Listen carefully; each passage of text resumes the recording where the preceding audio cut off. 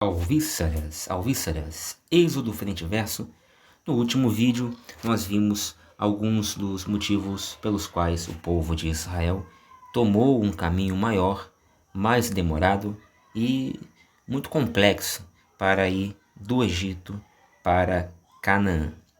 Um caminho que ninguém tomaria, né? Em outras circunstâncias ninguém tomaria, nem mesmo o povo de Israel. Um caminho insuspeitado, mas era justamente por ser insuspeitado que tomaram esse caminho. Vimos que alguns dos motivos pelos quais eles tomaram esse caminho foram o seguinte: a proximidade com o Egito, também eles queriam evitar ali baterem de frente com o exército inimigo, que inclusive naquele caminho havia uma linha de defesa egípcia, né, com várias fortificações, né, e também porque era plano de Deus. Então, só relembrando rapidamente, com relação ao primeiro desses motivos, a proximidade, é o seguinte: o caminho da terra dos filisteus, o caminho que vai pela terra dos filisteus, assim chamado em Êxodo 13, 17 e 18 também, era um caminho natural, um caminho curto, um caminho rápido. Só que é o seguinte, né? Era um caminho que era muito perto do Egito, né? Era um caminho mais próximo do Egito. Então, se tomassem aquele caminho ali, Moisés com seus seguidores, certamente na hora que batesse o arrependimento em alguns deles, era só dar meia volta e voltar para o Egito. E realmente, por diversas passagens do Êxodo, você vê o povo reclamando. Tem aquela passagem que eles começam a reclamar e dizem para Moisés assim: foi para isso que nos tiraste da terra do Egito, para passarmos necessidades aqui no deserto e tal. Então, eles estando nesse caminho aí, que vai pela terra dos filisteus, era só dar minha volta e pronto, chegava de volta no Egito. Só que aí você teria o regresso do povo, sabe aquela coisa? Volta um, daqui a pouco volta dois, daqui a pouco volta 10, 100, daqui a pouco tá todo mundo voltando. Porque viver no deserto também não é fácil. E Moisés não libertou o povo do Egito, e antes de libertar, prometeu que ia ser uma maravilha, não. Ele só prometeu, só liderou o povo para retirá-los do Egito e levá-los à terra prometida. Mas ninguém disse, nem mesmo Deus, que iria ser um céu de brigadeiro a passagem do Egito até a terra prometida, até Canaã. Então o primeiro motivo foi esse: a proximidade com a terra do Egito faria com que muitos se arrependessem de terem saído. O segundo motivo, para evitar fortificações egípcias. Como eu falei, era um caminho óbvio demais e que, claro, era, por ser óbvio e muito usado, o povo, aliás, o faraó, ele fortificava aquele caminho ali, né? Ele estabelecia guarnições ali, colocava soldados e tal. Então havia uma linha de defesa ali, provavelmente um pouco mais ali nas entradas, já quase chegando em Ramsés, né? Enfim, devia haver ali uma linha de defesa com arqueiros, aquela coisa toda. Então, o povo ir por esse caminho certamente era muito fácil. Uma coisa é você se deslocar sozinho, né? Você vai no pisa mansinho ali, de arbusto em arbusto, de árvore em árvore, vai se esgueirando, vai se desviando dos olhares alheios e mete o pé. Outra coisa é você com milhares e milhares e milhares. Vimos até aí que quando você vai em números, você vê que o povo de Israel era na casa dos muitos milhares, centenas de milhares. Como é que você vai sair do Egito com centenas e centenas de milhares de pessoas e não vai ser percebido, né, pelo inimigo? Então tinha que ser um caminho longe realmente de todo e qualquer olhar que pudesse caguetar, xinovar, contar, fofocar para o alto comando do Egito que eles estavam ali, né? Então por isso é que não foram também pelo caminho mais óbvio. E o terceiro motivo foi o plano divino, né? Fazia parte do plano divino, primeiro, que eles pagassem pelos 40 dias que ficaram espionando a terra alheia, com aqueles famosos espias, sem consultar a Deus, sem perguntar a Deus a vontade dele para com o povo, se era para eles irem para cá ou para lá. Simplesmente eles saíram do Egito, passaram-se poucos dias e já estavam achando que agora os narizes deles poderiam apontar o caminho, né? E ela assim, tipo, somos independentes aqui, totalmente autônomos. E esqueceram de Deus. Deus não gostou e, segundo o relato de Êxodo, Deus então castigou, punindo-os com 1 ano de deserto para cada dia de espionagem. Que naqueles 40 dias de espionagem foi quando o povo ficou, digamos assim, independente de Deus, né? De maneira indevida. Então foram no total 40 anos no deserto por conta disso, segundo essa passagem. Porém também há outras passagens que evidenciam que o povo de Israel precisava ficar no deserto construindo um exército, forjando seu povo, seu caráter, tendo experiências com Deus e forjando e preparando seu exército. Não havia, simplesmente não havia um exército, né? E pensa, sai todo mundo numa semana do Egito, sem exército, porque era um bando de servos, né? De escravos, de servos. Não tem exército. Uma semana depois, 10 dias, 20 dias depois, chega numa terra para tomar a terra para eles. Assim, sem ter nenhum preparo bélico, né? É claro que seria necessário fazer um preparativo, e foi exatamente isso que aconteceu, inclusive com a formação de soldados novos, porque como foram 40 anos, muita gente mais velha morreu, foram nascendo aqueles que já nasceram no deserto, né? Aqueles israelitas que nasceram no exílio, em fuga. E aí o exército foi sendo preparado, forjado, e isso foi positivo também. Ginsberg, se não me engano, foi Ginsberg que disse, deixa eu ver se foi ele mesmo, foi Ginsberg disse ainda que os filhos de Israel completaram 180 anos no Egito, e aí um tal de Genon, que era um descendente de José, da tribo de Efraim, esse Genon, ele reuniu membros de sua tribo que, confiantes em suas qualidades militares, deixaram o país em direção a Canaã. E aí seguiram pelo caminho mais curto, né? Não pegaram esse caminho insólito aí que tomou, né, o povo. E aí, beleza, foi, né, tal, e chegou até Gate. Lá, chegando, após um encontro bem violento com os filisteus, foram exterminados. E apenas 10 deles, que foram com esse tal de Genon, sobreviveram e retornaram ao Egito. Isso já há anos e anos atrás, tá? E voltaram trazendo a notícia daquela tragédia. Caraca, mataram todo mundo lá, passaram o cerol de todo mundo e tal, aquela coisa toda. E aí, o que acontece? Foi feito então um tratado, né? Um tratado, segundo a informação de Ginsberg, né? E esse tratado, ele teria, assim como prazo de validade, 3 gerações. Pois bem, então segundo Ginsberg, naquele momento ali, naquela geração de Moisés, do povo recém-saído do Egito, era a terceira dessas gerações aí. Então não poderia haver um novo conflito, uma nova guerra entre os cananitas e os israelitas, para até cumprir mesmo essa cláusula, né? Esse acordo aí feito entre eles. Eu achei meio esquisito isso quando eu vi pela primeira vez, mas eu estou colocando aqui no meu livro, né? Essa tese de doutorado traz essa informação, porque eu acho interessante, você não vai ver em lugar nenhum isso aqui, então eu achei interessante trazer para você. Vai que é verdade, né? Eu acho meio difícil, mas é possível, é possível. Muito bem, e hoje nós vamos ver aqui os outros motivos, né, pelos quais aí o povo de Israel tomou esse caminho. Testes. Os filhos de Israel passaram por testes e provações durante a sua estadia no deserto, conforme descreve Deuteronômio. Então isso aqui é interessante, por quê? Porque, segundo essa motivação aqui, o povo de Israel precisava passar tanto tempo assim no deserto para que fosse testado, para que tivesse o seu caráter formado, entendeu?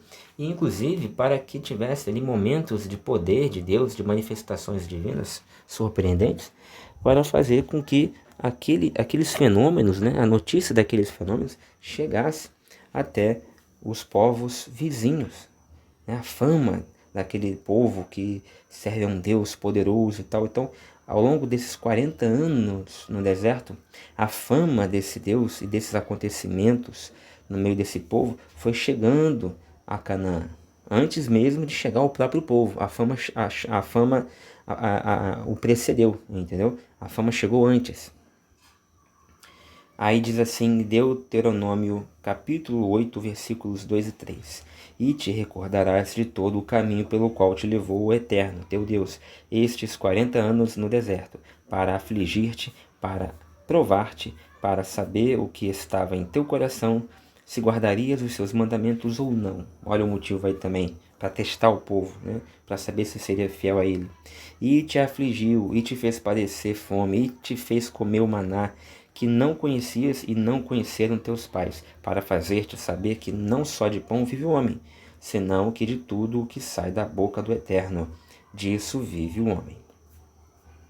Lá no versículo 16 complementa: quem no deserto te fez comer maná, que teus pais não conheceram, para te afligir e para te provar, para te fazer bem afinal.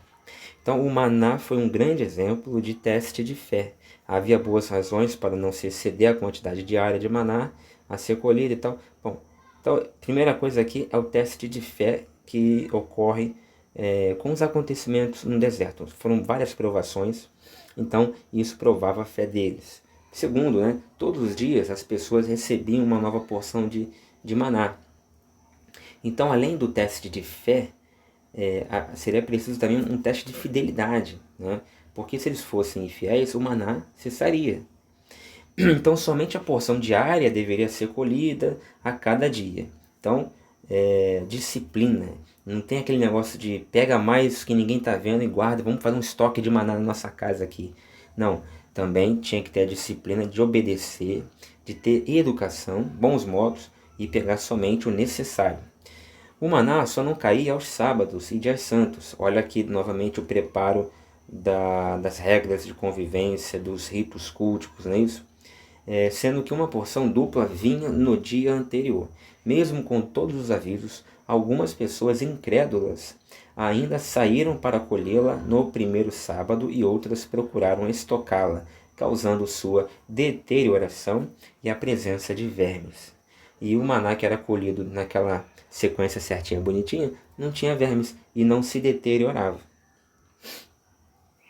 Próximo, a preparação de um exército para a conquista de Canaã. Já falei disso aqui, não vou repetir, era um dos motivos também pelos quais o povo precisou passar um pouco mais, aliás, muito mais tempo, né, no deserto, porque concordo que você não forma um povo que não tem um soldado, num povo com milhares de soldados, bem equipados, bem treinados, bem armados, assim, em uma semana. Você tem que levar anos para fazer isso aí, né? Vamos lá. Bom, e aí eu não vou ler toda essa passagem. Vou pular isso aqui. Eu digo assim ali naquela parte que eu marquei ali sublinhado.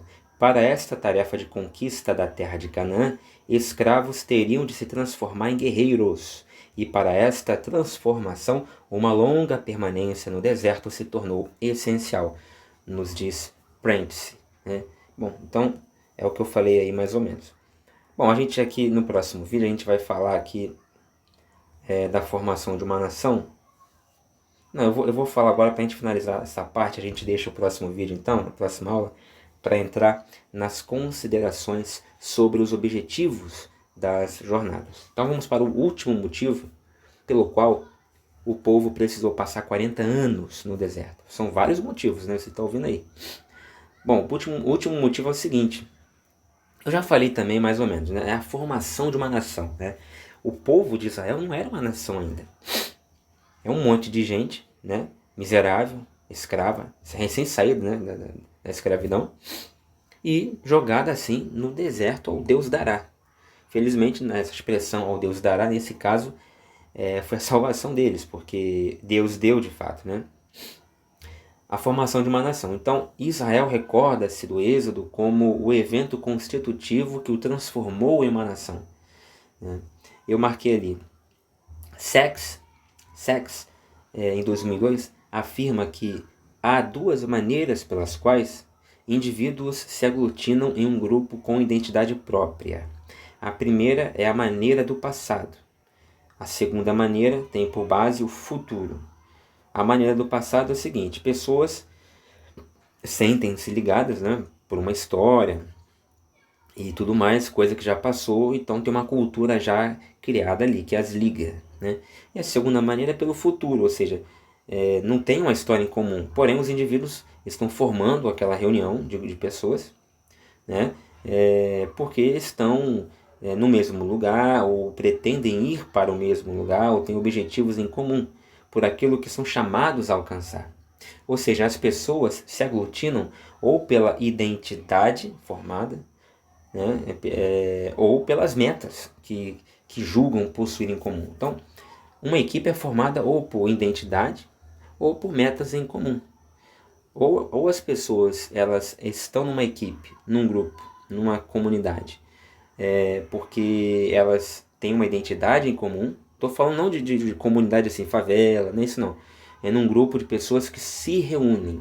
Elas podem ir embora a hora que quiserem, não tem motivos assim de necessidades outras para estarem ali. Elas escolheram estar ali, elas de alguma maneira querem estar ali, entendeu? Uma comunidade, por exemplo, uma favela, como eu dei aqui como exemplo, não necessariamente o morador X, Y ou Z mora ali no meio daqueles favelados porque ele gosta, ou porque ele tem uma identidade, ele compartilha as mesmas metas. Não, é porque não tem casa, ele não tem, é aquela ali que ele tem. Ele nasceu ali, não tem outra casa, não tem dinheiro para comprar uma outra, sair dali, ele fica ali, né? Então, pode ser que seja o caso dessa pessoa, entendeu? Agora, eu estou dizendo assim, agrupamentos humanos que escolhem ficar ali, onde as pessoas escolhem permanecer ligadas, né? Escolhem permanecerem ligadas, entendeu? Então são pessoas que, por mais que não sejam completamente afins umas às outras, elas veem que precisam ficar ali juntas e desejam, nem que seja de maneira transitória, permanecerem juntas. Então, isso acontece com essas pessoas ou quando elas têm uma identidade em comum ou quando elas têm metas em comum. Muito bem. No caso do povo de Israel, era uma reunião por esses dois motivos, porque eles tinham uma identidade em comum e eles tinham metas em comum também, a terra de Canaã. Veja que Deus ele coloca no povo no povo dele, no povo de Israel, a cultura de olhar para uma meta, né? Porque assim, não seria necessário, para pensar, né? Não seria necessário a todo momento ele ficar lembrando os patriarcas e o povo comandado pelos patriarcas de que, olha, eu sou o teu Deus, eu vou te livrar daqui, vou te jogar ali na terra que mana leite e mel, é assim, é assado. De quando em quando isso vai sendo dito, isso vai sendo relembrado e vai ensinando ao povo a olhar para isso como se fosse um desejo, uma meta que um dia vai acontecer, né? E não seria necessário fazer isso, era só simplesmente um belo dia, como desce na telha de Deus, arrancar o povo da forma que ele achasse melhor, arrancar o povo do Egito e jogar, ou de onde ele quisesse, e jogar na terra que ele quisesse e ponto final. Não precisaria ficar avisando o que vai fazer e estabelecendo condição, nada, nenhuma condição nem nada, entendeu? Mas não, ele de maneira didática, ele estabeleceu no imaginário, no anseio popular, essa meta. A terra de Canaã é a meta. Então por quê? Porque ele nos criou, ele sabe muito bem como é que funciona a nossa psique, o nosso intelecto. Ele que tem um manual, né, de fabricação da gente, ele sabe como é que funciona. Nós precisamos de metas, nós não vivemos sem elas, né? Daí você tem também a abordagem, você tirar a palavra metas e colocar esperança, dá na mesma. Você tem sempre uma esperança, você sempre está esperando alguma coisa, buscando alguma coisa, né? Então, a necessidade do homem ter sempre metas, ela vai até o último dia de vida dele. Entendeu? E Deus sempre soube disso. E Deus colocou isso no povo de Israel, nas mentes de cada israelita, né? E isso fez com que eles tivessem a identidade em comum. Todos vieram do mesmo local, da mesma cultura, com o mesmo Deus, né? Tinham os mesmos hábitos. A lei que eles receberam depois também foi homogeneizando, foi tornando-os digamos assim, possuidores de mais ou menos um mesmo caráter, uma mesma forma mentes, né, maneira de pensar. E depois também, com esse desenvolvimento de metas em comum, isso também fez com que esse povo permanecesse sempre unido e querendo permanecer sempre unido. Eu espero que você tenha gostado. Até o próximo vídeo, se Deus quiser.